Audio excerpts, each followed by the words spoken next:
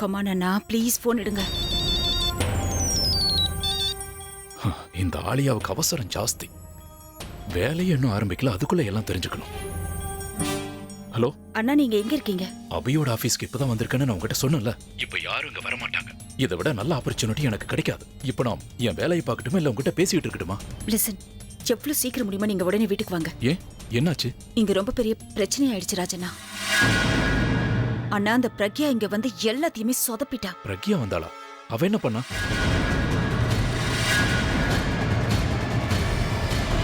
சரி, அங்க இருக்கிற சிச்சுவேஷனை நீ எப்படியாவது மேனேஜ் பண்ணிக்கிட்டு இரு. நான் உடனே கிளம்பி அங்க வரேன். சீக்கிரம் வாங்கண்ணா.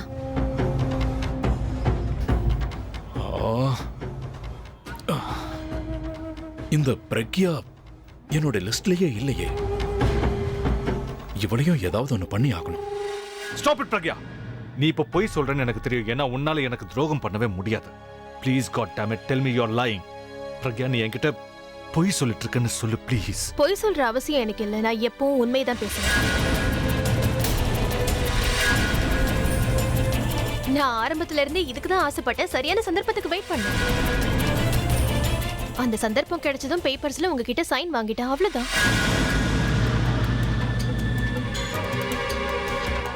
நான் எல்லாத்தையும் ஸ்மார்ட்டா பிளான் பண்ணேன். அப்பதானே யாருக்கும் என் மேல எந்த சந்தேகமும் வராது. நான் இந்த குடும்பத்துக்காக தியாகம் பண்றேன்னு நீங்க எல்லாரும் நம்பதான் என்னோட வேலை ரொம்ப சுலபமாயிடுச்சு. ஆனா என் தியாகத்துக்கு ஏத்த பலன் கிடைக்க போகுதுங்கிற விஷயம் எனக்கு மட்டும்தான் தெரியும். சோ இப்போ இது எல்லாமே எனக்கு தான் சொந்தம். உங்களால எதுவும் செய்ய முடியாது.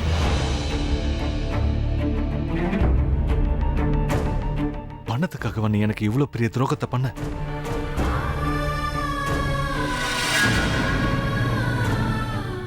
பணத்துக்காக தான் நீ என் கூட சேர்ந்து வாழ்ந்துகிட்டு இருந்தியா? உன்னோட சுயநலத்துக்காக என்னோட ஃபீலிங்ஸ், என்னோட எமோஷன்ஸ் கூட விளையாடி இருக்க. உன்னை பிரிஞ்ச சோகத்துல நான் இங்க தவிச்சுக்கிட்டு இருந்தேன். ஆனா நீ என் ஃபேமிலிக்கு எதிரா சதி பண்ணிக்கிட்டு இருந்திருக்க. How could you? அத பத்தியெல்லாம் இனிமே பேச எந்த யூஸும் இல்ல. நான் தேவையில்லாத விஷயங்கள் எல்லாம் பேசி என் டயத்தை வேஸ்ட் பண்ண விரும்பல. எனக்கு அதை விட முக்கியமான வேலையெல்லாம். அதோட நீங்க இதெல்லாம் கேட்டு ஏன் இவ்வளவு சர்ப்ரைஸ் ஆகுறீங்க? என்னை பத்தி நீங்க அப்படித்தானே நினைச்சிட்டு இருந்தீங்க? பணத்தாசை பிடிச்சவ, மணி மைண்டட். இன்ஃபேக்ட் நான் உங்களை பணத்துக்காக தான் கல்யாணம் பண்ணிக்கிட்டேன்னு நீங்களே உங்க வாயால சொல்லிருக்கீங்க. அப்படி இருக்கும்போது நீங்க ஏன் மாற்றத்தை பார்த்து அதிர்ச்சி ஆகுறீங்க? இப்ப நான் நடிக்கலைங்க. இதுக்கு முன்னாடி தான் நடிச்சுக்கிட்டு இருந்தேன். பிரக்யானா எப்பவும் அடுத்தவங்களுக்காக தியாகம் பண்ணுவான்னு நினைச்சீங்களா?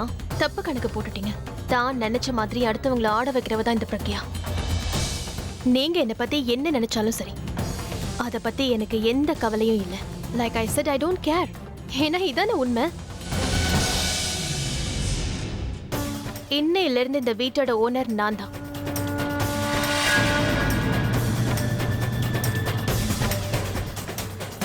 வீட்டுக்கு வெளியில மாட்டி வச்சிருக்கிற நேம் போர்டு மாதிரி ஒவ்வொருத்தரும் இதை மனசுல பதிய வச்சுக்கோங்க. அதை மறந்துட்டீங்கன்னா அப்புறம் கஷ்டம் உங்களுக்கு தான்.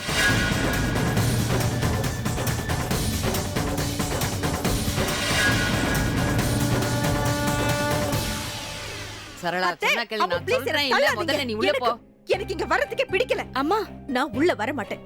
இந்த வீட்டுக்குள்ள என் காலே படாது. நான் வராததுனால என்ன ஆயிட போகுது? எனக்கு உடம்பு சரியில்லைன்னு சொல்ல வேண்டியதானே? அப்படி சொன்னா நல்லாவா இருக்கும் சொல்லு. அம்மா ப்ளீஸ் சொல்லி உங்க அம்மாவை உள்ள வர சொல்லு. அம்மோ, அங்க இருந்து இவ்வளவு தூரம் வந்துட்டு இங்க வந்து பிடிவாதம் உள்ள போங்க. சரளா, வரதுக்கு பிடிக்கல. இங்க பாருங்க, உள்ள யாராவது ஏதாவது என்ன பேசுனாங்கன்னா நான் திரும்ப பேசிடுவேன். அப்புறம் என்னதான் ஃபங்க்ஷன் தடைப்பட்டு போச்சுன்னு என்ன எதுவும் குறை சொல்லிட கூடாது. அதெல்லாம் எதுவும் சொல்ல மாட்டேன். உள்ள போ. தள்ளாதீங்க. கல்யாண வீடு மாதிரியே தெரியல. விருந்தாளிங்கன்னு யாரையுமே காணுமே.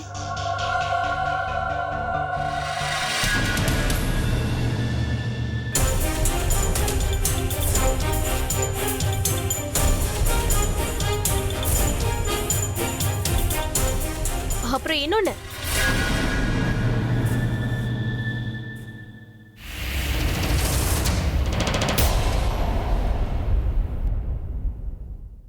பிரக்யா, பிரக்யா, உன்னை பார்த்து எவ்வளவு நாள் ஆச்சுமா?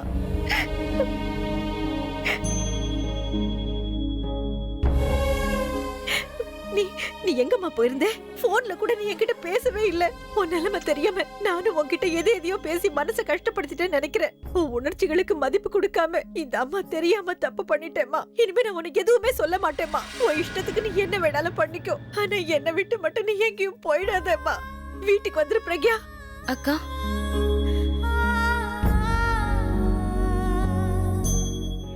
என்னக்கா இது? எங்க கிட்ட சொல்லாம எங்க போயிட்ட? நீ இல்லாம நான், பாட்டி, அம்மா எல்லாரும் எவ்வளவு தவிச்சு போயிட்டோம் தெரியுமா? என்னக்கா எங்களை பத்திலாம் யோசிக்காம இப்படி பண்ணிட்டியே. சொல்ல போனா எங்களுக்கெல்லாம் நம்பிக்கையே போயிடுச்சு. எதிர்பார்க்கவே இல்ல. இன்னைக்கு திடீர்னு வந்து நிக்கிற. பாத்தீங்களாமா அக்கா எவ்வளவு மாறிட்டா? புது ஸ்டைல்ல எவ்வளவு அழகா இருக்கா. இத்தனை நாளா எங்களை பிரிஞ்சு எங்கம்மா இருந்த? நீ ஆளே அடையாளம் தெரியாம ஆயிட்டியே. இருங்க ஆண்டி. உங்க பொண்ணு ஸ்டைல் மட்டும் சேஞ்ச் பண்ணல, அவ மொத்தமா சேஞ்ச் ஆயிருக்கா. என்ன என்ன சொல்ற ஆலியா? புரியுற மாதிரி சொல்றேன். உங்க பொண்ணு பிரக்யா இப்போ இந்த வீட்டோட சொந்தக்காரியா.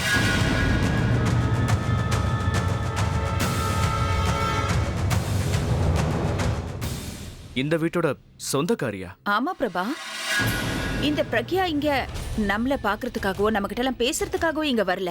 ஆனா எதுக்கு வந்திருக்கானா, இந்த வீடு, அண்ணாவோட பேங்க் அக்கவுண்ட், எல்லா investment, everything belongs to this girl Pragya.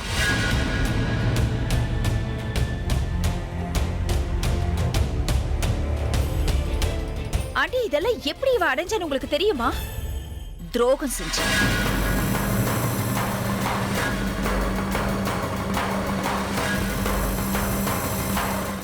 இந்த மொத்த சொத்தையும் இவ துரோகம் செஞ்சு தனக்கு சொந்தமாக்கி. நீ யார பத்தி என்ன பேசுறேன்னு தெரிஞ்சுதான் பேசுறியா? ஏன் பொண்ணு மேலையா பழிய போடுற? இவளுக்கு பொய்யே பேச தெரியாது. இவள உங்களை ஏமாத்த போறா? அவ வாய்க்கு வந்தபடி இஷ்டத்துக்கு பேசுறா. நீ எல்லாத்தையும் கேட்டுட்டு மர மாதிரி நின்னுகிட்டு இருக்க. நீ இங்க வந்தே இருக்க கூடாது. இந்த வீட்ல இருக்கிறவங்கள பத்தி உனக்கு தெரியாது. இவங்க எப்பவும் அப்படிதான். நீ வா, நம்ம வீட்டுக்கு போலாம். வா வா பிரக்யா. நான் எங்கேயும் வர மாட்டேன். பிரக்யா,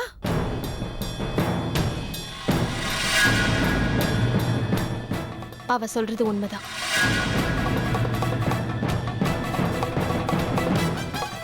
இது என்னோட வீடு. நான் எதுக்காக இங்க இருந்து வெளியில போகணும்? இந்த வீட்டுக்கு சொந்தக்காரங்கிற முறையில இங்க யார் யாரெல்லாம் இருக்கலாம்னு நான் தான் முடிவு பண்ணுவேன். அவங்க மட்டும்தான் இருக்கலாம். என்ன பார்த்தா எப்படி தெரியுது? நீ இப்படி எல்லாம் நடிச்சா நான் நம்பிடுவேனா? பிரக்யா, நான் உன்னை பெத்தவமா? உன்னை 10 மாசம் சுமந்தவளுக்கு உன்னை பத்தி தெரியாதா?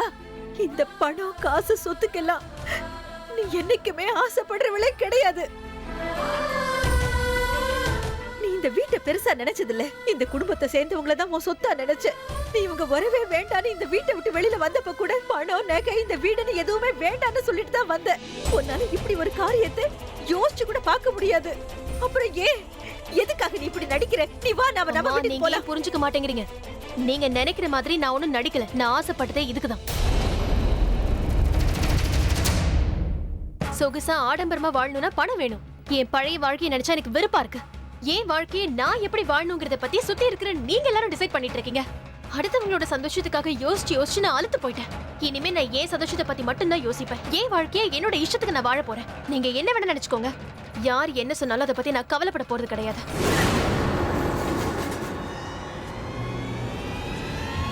அது நீங்களா இருந்தாலும் சரி.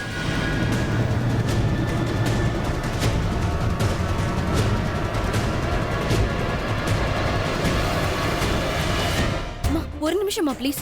அக்கா, ஏன்க்கா இப்படி பண்ற? நீ எதையோ மனசுல வச்சிருக்க.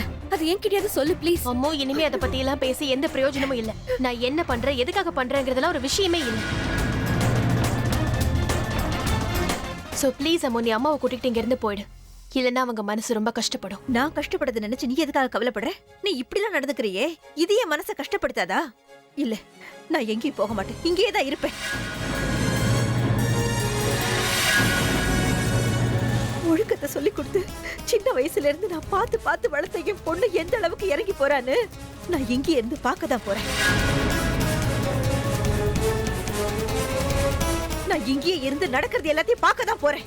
அதுக்கு மேல உங்க இஷ்டம்.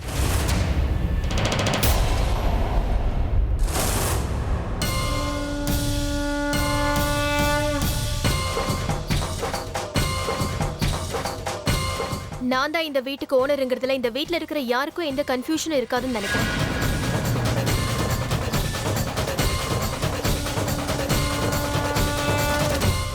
எதுக்காக நீ இப்படி எல்லாம் பண்ண? ஆரம்பத்துல நீ எவ்வளவு சிம்பிளாவும் இன்னசென்ட்டாவும் இருந்த. அப்படி இருந்த நீயா இன்னைக்கு இவ்வளவு மோசமானவளாயிட்ட. தாலி கட்டின புருஷனுக்கே துரோகம் பண்ணிருக்க. அதை நான் உன்கிட்ட இருந்தா கத்துக்கிட்டேன் தனு. எனக்கும் அவருக்கும் கல்யாணம் நடக்கும்போது நீங்க 2 பேரும் சேர்ந்து என்னை ஏமாத்துனீங்களே, அப்ப அதெல்லாம் உங்களுக்கு தப்பா தெரியவே இல்லைல்ல? இப்ப நீ எனக்கு பண்ணதையே நான் உனக்கு திரும்பி பண்ணும்போது வலிக்குதா தனு? சொல்ல போனா நான் இன்னும் என் கேமை ஸ்டார்ட் பண்ணவே இல்லை. உங்க ஒவ்வொருத்தருக்கிட்டையும் எனக்கு தீர்க்க வேண்டிய கணக்கு நிறைய இருக்கு. ஓ ப்ளீஸ், உன்னோட கணக்க நான் தீர்த்து வைக்கிறேன். சொடக்கு போடுற நேரத்துக்குள்ள உன்னை நான் ஜெயிலுக்குள்ள அனுப்பல. என் பேரு ஆலியா கிடையாது.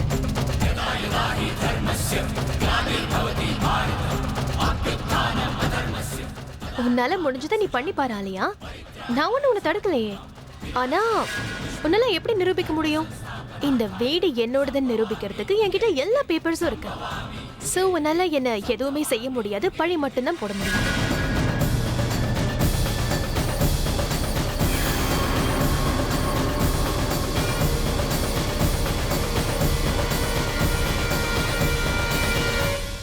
என்னாச்சு? எல்லாரும் ஏன் இப்படி இருக்கீங்க? ராஜனா, நல்ல வேளை நீங்க வந்துட்டீங்க. ஒரு நிமிஷம் இருங்க. இத பாருங்க, அண்ணாவோட மொத்த சொத்து, அண்ணாவோட இன்வெஸ்ட்மெண்ட்ஸ், எல்லா பேங்க் அக்கவுண்ட்ஸ்க்கு சொந்தக்காரி இவளாம். அண்ணா கிடையாது. இவ இவ்ளோ ஒரு மோசமான ஃப்ராடா இருப்பான்னு நான் கொஞ்சம் கூட நினைச்சு பார்க்கல. இவளை இழுத்து வச்சு அரைஞ்சு வெளியே தள்ளி கதவை சாத்தினா. பைத்திய மாதிரி பேசாதாலியா.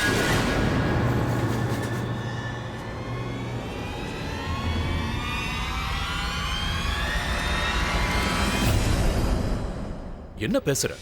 கிளியரா எழுதி இருக்குல்ல, பேப்பர்ஸ்ல ஃபுல்லா அவ பேரு தான் இருக்கு. வீடு முதல் கொண்டு சொத்து பூராவும் பிரக்யா பேர்ல தானே இருக்கு. நீ ஏன் இப்படி பேசிட்டு இருக்க? ராஜனா, நீங்களும் ஆலியா, நான் ஒத்துக்கிறேன். ஒருவேளை பிரக்யா அப்படி பண்ணியிருந்தாலும் நீ கொஞ்சம் பொறுமையா பேசு. இப்படி எல்லாம் கூட்டத்தை கூட்டி சண்டை போடுறதால ப்ராப்பர்ட்டி பிரச்சனை தீராது.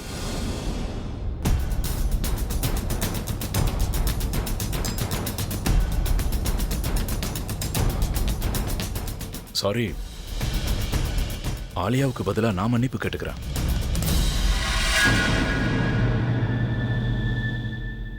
நீங்க இப்ப சொல்லிக்கிட்டு இருக்கிற விஷயம் நம்புறது எவ்வளவு கஷ்டம்னு உங்களுக்கே நல்லா தெரியும்.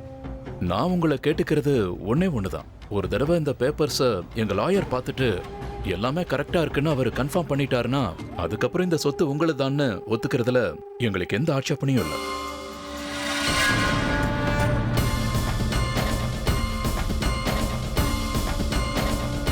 அட்லீஸ்ட் இந்த வீட்ல நீங்க ஒருத்தராவது கொஞ்சம் புத்திசாலித்தனமா பேசுறீங்க. I don't have a problem.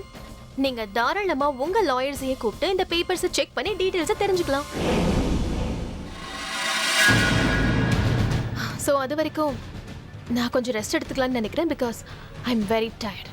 Robin, N things எல்லாம் கொண்டு போய் மேலே ரூம்ல வச்சிரு. அதோட நான் சொல்ற வரைக்கும் யாரும் என் ரூமுக்கு வந்து என்னை டிஸ்டர்ப் பண்ணாம பாத்துக்க.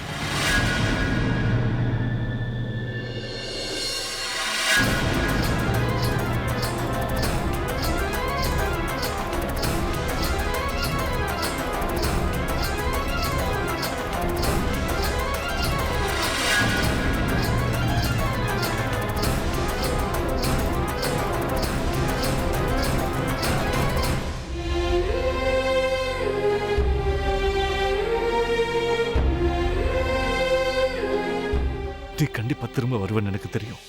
ஐ அம் so happy to see you. இது நீதானே என்னால நம்பவே முடியல. உண்மையை சொல்லணும்னா இப்பதான் எனக்கு உயிரே வந்திருக்கு. இன்னையில இருந்து இந்த வீட்டோட ஓனர் நான் தான்.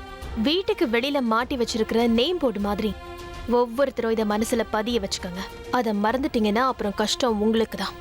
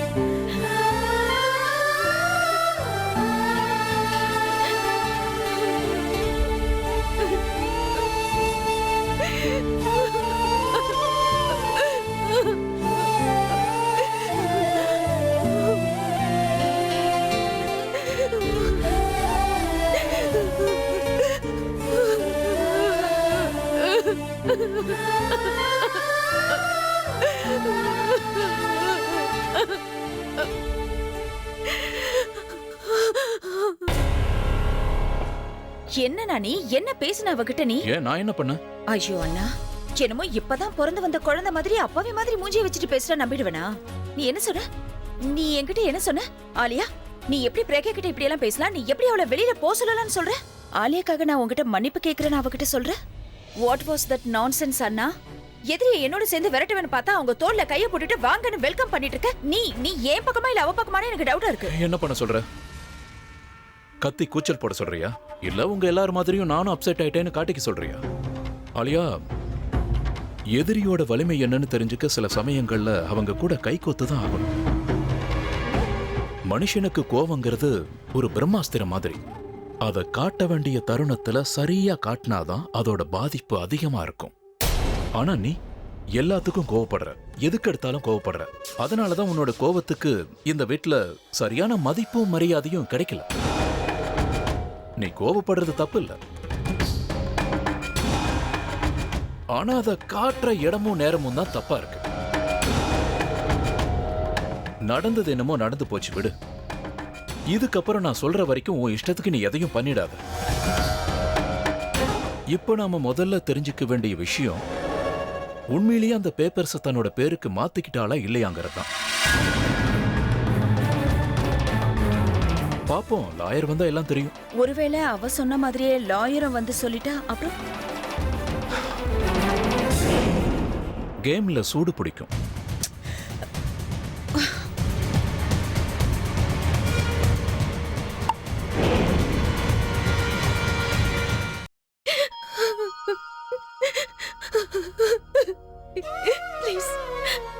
ப்ளீஸ் என்ன மன்னிச்சிருங்க. ஏன்னா நான் தப்பு பண்ணிட்டேன்.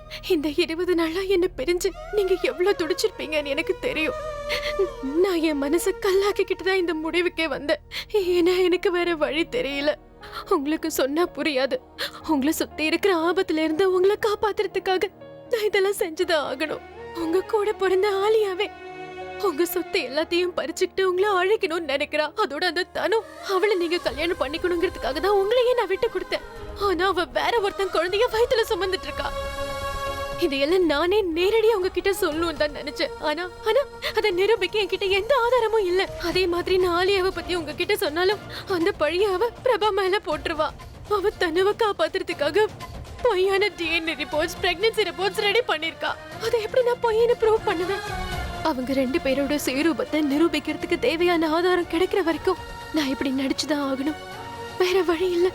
உங்களை காப்பாத்துறதுக்காக நான் என்ன வேணாலும் செய்வேன். எனக்கு நீங்களும் உங்களோட சந்தோஷம் மட்டும்தான் முக்கியம். இந்த போராட்டத்துல நீங்களே என்ன விரோதியா பார்த்தாலும் நான் இதுல இருந்து பின்வாங்க மாட்டேன்.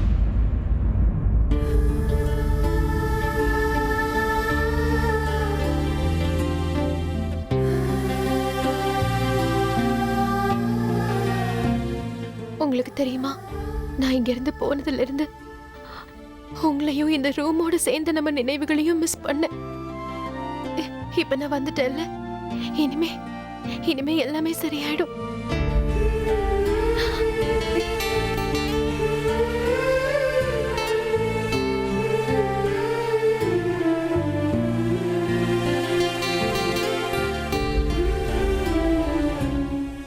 ஆரம்பத்துல நான் இங்க திரும்ப வர்றதுக்கு ரொம்பவே பயந்துகிட்டு இருந்தேன். என்னோட பிரிவு உங்களுக்கு பழகி இருக்கும்னு நினைச்சேன். ஆனா நான் இங்க வந்ததும் என்ன ஓடி வந்து கட்டி பிடிச்சிங்க பாருங்க. அதுலயே என் பயம் எல்லாம் போயிடுச்சு.